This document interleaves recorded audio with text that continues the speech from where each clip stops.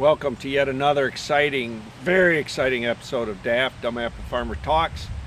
Today we're talking Winecrisp, rootstock, and everything in between. This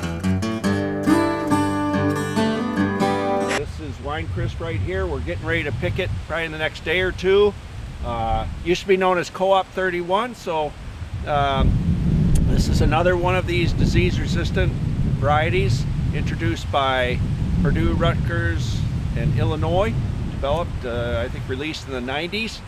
It's basically, the Winecrisp is in reference to wine sap, which this thing looks a lot like wine saps, and it has some of the same flavor character of wine sap. Wine sap, of course, is an old school variety. It has that kind of a smoky look to it, not a real shiny apple. It doesn't shine up real good at all.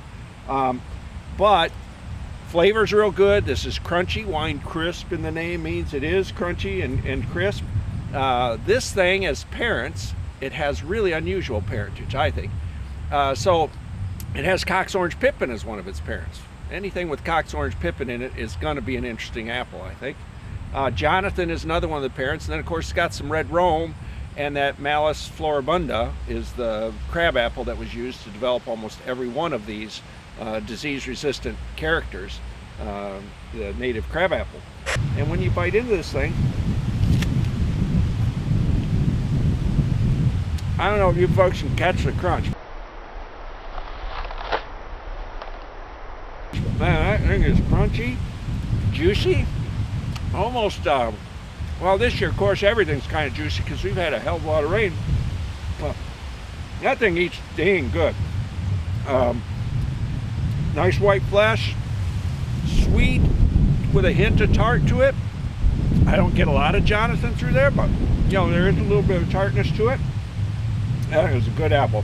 When we go to plant an apple tree, one of the things we want to think about is, okay, so especially on this high density planting, you want to plant the trees such that you can grow them up fast enough to fill in the space between them in 2 to 3 years.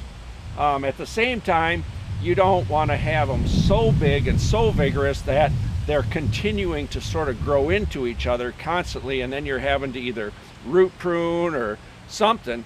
A lot of pruning is not a great thing to try and keep the trees in control.